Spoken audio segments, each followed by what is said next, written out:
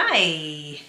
So tonight we're going to talk about if you had 3 days only at the parks in Orlando and you don't have a hopper pass and you have a couple of small children, maybe ages 4 and 7. This question was posed to me a few days ago or last week, now I'm forgetting, by a friend of mine on Facebook. And apparently she's going in January, her and her husband and their 7-year-old son and 4-year-old daughter. And that's their scenario. They don't have a hopper pass, 3 days. She's talking about going to Magic Kingdom, Animal Kingdom, but she's like, where do I go? Do I go to Hollywood Studios or do I go to Epcot? And we're talking about, so posing that question in Walt Disney World's current, situation. With everything they have open now. Yeah, exactly. So, what do you think, Eddie? To a boy that, and he's kind of likes, he's kind of into pirates, he's kind of into cars. So, not having any kids of my own, my first response is don't bring them. Find a sitter, leave them home so you can go have fun. The only reason I would bring a kid is if their name was Samantha, Mallory, or Eli. Anyone else can convince me about bringing their kids if they like, subscribe, comment, and share.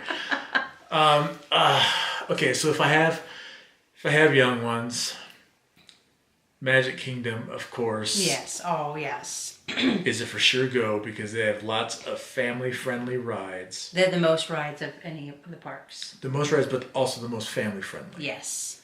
Any of the rides I can even think of at any of the other parks, there's only 1 or 2 that I think are family-friendly, depending on the courage your kid shows. Yes. I mean, look, meeting up with your friends like we did in Animal Kingdom, talking to Eli. He loves Everest. Yes. We have a niece who's about the same age. Well, actually, she's a couple years older now, but when she was his But age, she was that age. she was 7. Wanted to have nothing to do with that ride. No. So I think that's the thing is kids just like everybody differ. Everyone's different. Well, and I think for him, what his parents were telling me is that he would look at the ride. I mean, he gets nervous as he's waiting to eat on the ride, but he enjoys it. But he still gets nervous. So I think you have to probably know depends your on kids. his mood for the day. Yeah, you have to know your kids. You have to know your kids. Are they? But these kiddos are 7 and 4. I'm just going to assume that they're not into that kind, especially the 4-year-old. Yeah, but here's the thing with YouTube nowadays. Go onto YouTube. Yes, I did. Look up the ride. I did recommend this to her. And show it to your kids and say, "Is this something you would go on? This will help you with the parks, in my opinion." Because I can't imagine taking my 4-year-old on Tower of Terror in Hollywood Studios. I had a friend that took her. She might not have been 4, but she was pretty close. She might have been 5 or maybe 6. Jamie, how old was your little one when you took her on Tower of Terror? She was not happy with Jamie. Apparently, that's what she told me. And sometimes kids end up enjoying it. I remember going to Elixir's with my parents as a kid and stuff like that. In Denver, yeah. Saw the log ride, and I was like, I ain't going on that. And they go, oh, no, that's a different ride. And you go on it, and you get upset with your parents at first. But I enjoyed it. Right. Well, okay, so back to the question that was posed. And so she said she's doing Magic Kingdom and Animal Kingdom. I could see Animal Kingdom just because there are a lot of shows there. There's several shows. Tough to Be a Bug is a kind of a kid. It's okay. It's not like a ride. It's a Cali River Rapids 3D show. Maybe that's a water. But they have the safari. You have a lot of trails to look at animals. You have also when you first go in Discovery Island, just really nice area that a lot of people run past where you can see animals. There's lots of meet and greets. In Pandora, we didn't get to ride one of the 2 new rides, but the River Journey boat ride, that's very mild. So what's the deal here? So we're talking about so she's sold on Magic Kingdom and Animal Kingdom. So she has one more park day. Yes. And the question is, do I do one of the other parks? Or do I do one of those parks again? That was not the question. She was asking, is it Epcot or is it Hollywood Studios? So it's between those 2. Yeah. I mean, honestly, I would say maybe, honestly, if you can't come to a conclusion on those, I might suggest Magic Kingdom 2 days. That'd be my first guess. Is Magic Kingdom 2 days? Hollywood Studios has Toy Story Mania. Toy Story Mania, which is great. Which I think that the kids would love. Yes. They might love Star Tours, but people also get motion sickness on there. And I'm one of those people that get motion sick, but not on that attraction. But it is a bit rough. But it is a rough ride. I can't picture the little kids, and this isn't for every little kid out there. Because I'm still with leaving everyone at home, leaving grandma, grandpa, aunt and uncle, babysitter, whatever. I can't picture the 4 or 7-year-old, and this is me not having kids either. I've never had to deal with that. Yes.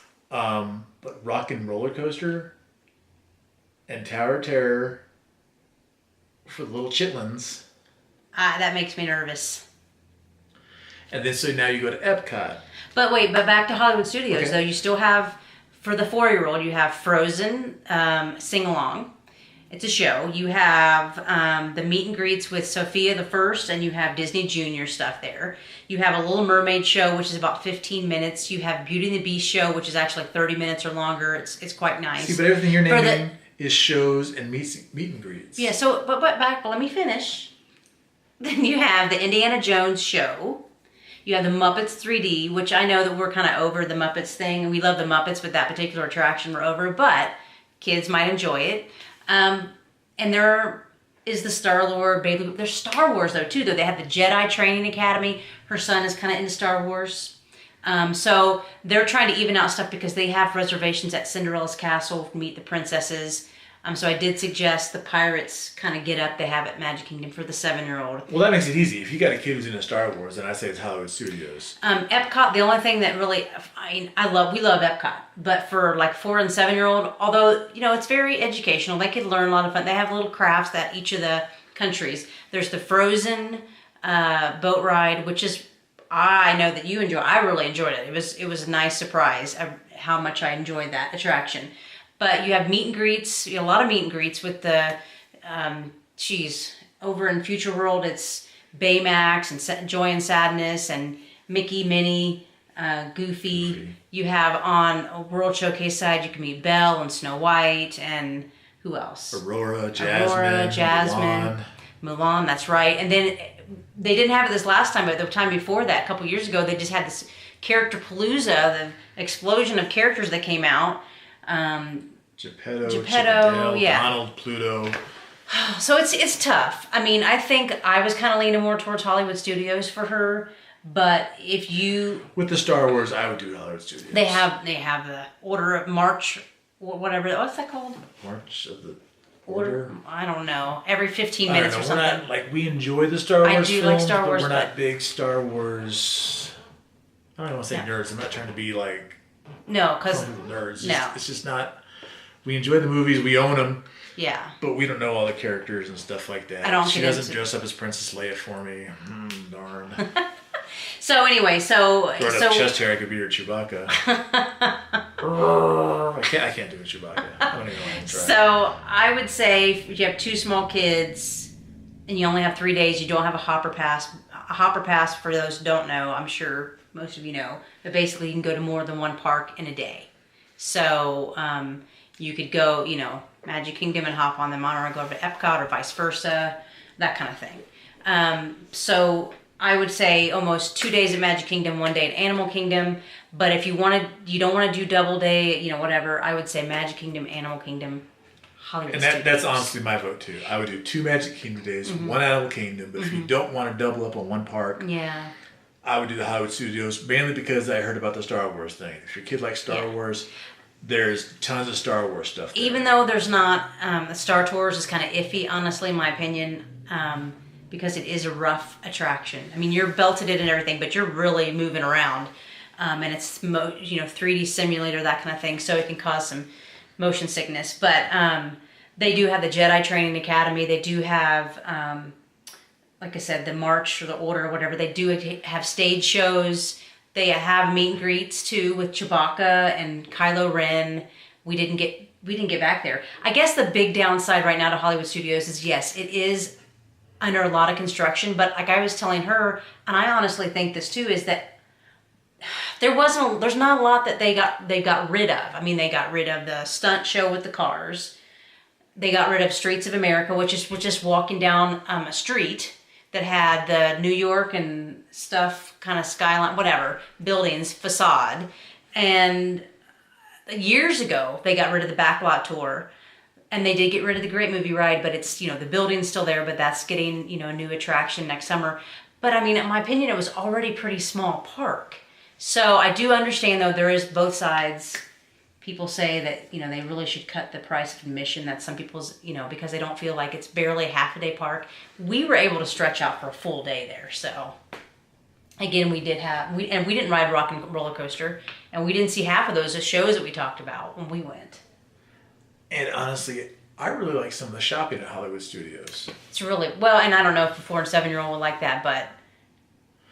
Now, Epcot, as an adult, is my favorite park because of World That Showcase. is your chair. That is not your behind. I wasn't going to make a comment because I was going to blame you for farting is what you said. And I wasn't going to go there, but since you want to bring it up, we had a lot of beans for dinner. No, we did not. Jennifer had the lentil soup. No. I had a salad. And now she's just ripping them like it's okay. no tomorrow. Anyways, I'm so sorry. You were saying Epcot is my favorite park, mainly because of World Showcase. I love all the country pavilions. I love everything in the country pavilions: the shopping, the food, the alcohol. I mean, some kids are really into that. Like, I think a lot of parents kind of like the atmosphere to share with their kids.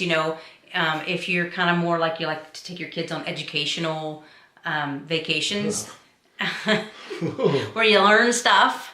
I mean, out of all the parks, I think that's one of the main ones that you're going to get to have that opportunity to kind of talk about different cultures, try to sample different foods. Maybe your kids are adventurous eaters. I don't know. Most aren't, but some are. Maybe your kids like sake. They have a sake bar.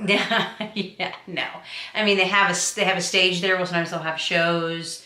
And they have entertainment throughout World Showcase. So, I mean, it might be kind of fun for the kids. You got the 3 Caballeros. You do have the 3 Caballeros boat ride, Caballeros boat ride in Mexico. So that and the Frozen ride, those are fun. Those are definitely kid friendly. I mean, Test Track is probably going to be okay for even the 4-year-old. It's very, I mean, the end goes really fast, but it's not like a roller coaster or anything like that. It's like a car. So, and Soarin' is cool.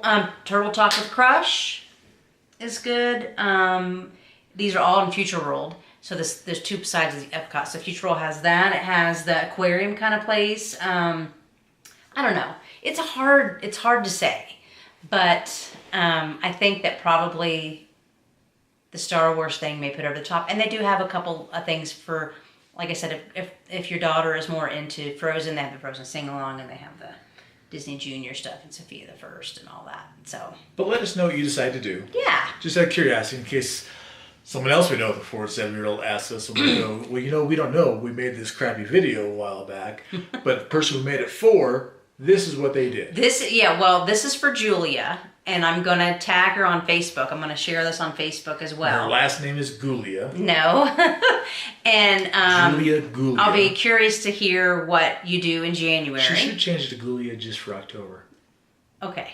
It's Halloween related. Okay. Julia Gulia. I hope you know that reference. If you don't, come on now.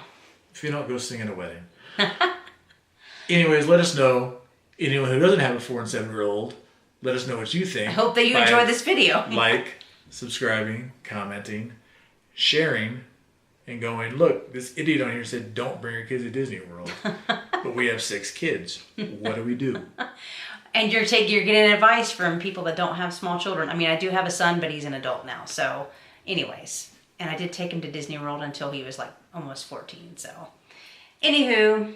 Stay tuned for more tall tales. And short stories. Bye. Do you want to do this?